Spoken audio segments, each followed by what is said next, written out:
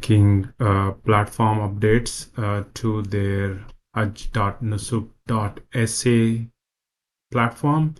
And as on today, they have actually started scrubbing the old applications or existing applications that were there on the Nusuk.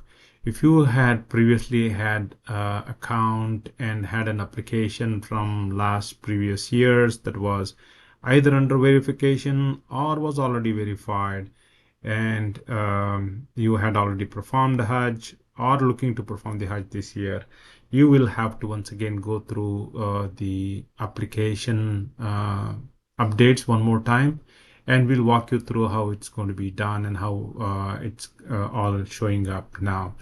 So to begin with, you will definitely go in through the login. If you already have the previous account created, the same account is going to be applicable, and you will go ahead and use your username as the email and password that you had previously used, and log into your account as normal. As usual, it will send out the OTP to your registered email. You will get that OTP code into your registered email on that particular account, and once you receive that, and you will go into enter in the verification code.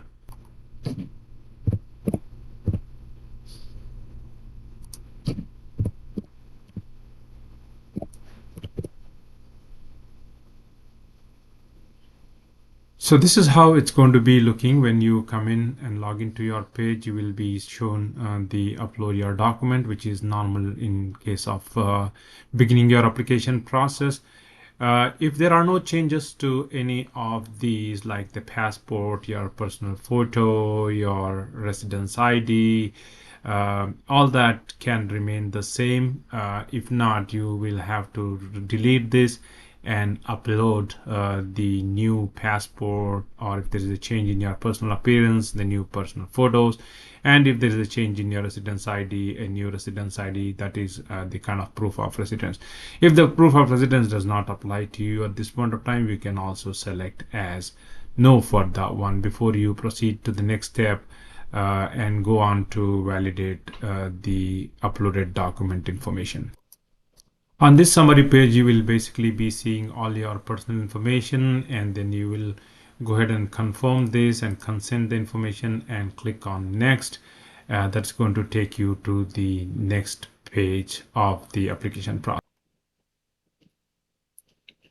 You will have to check these two boxes and then click on next. That's going to confirm your submission. You continue to submit, and that information is going to take you to the next part of the application. And this application form, you will fill in all your contact details. This has, if it has remained the same, there's no change in here, you will keep this as is, and you'll fill in your email, your contact mobile number, social status, emergency contact information, PO box, and your current occupational details.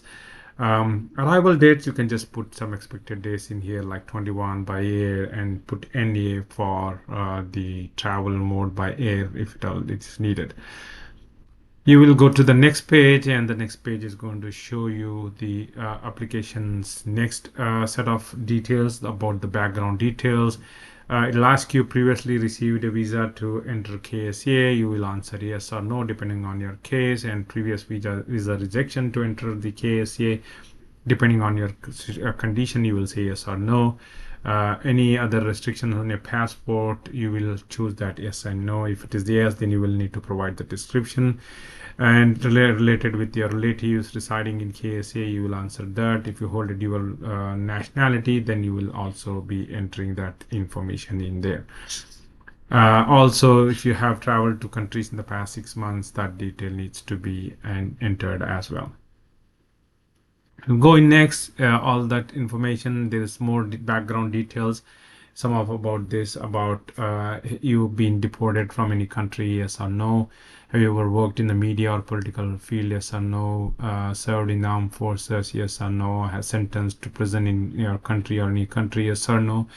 Have you ever been arrested or convicted in terrorism related cases, yes or no. And have you ever been arrested, convicted in smuggling or money laundering, yes or no.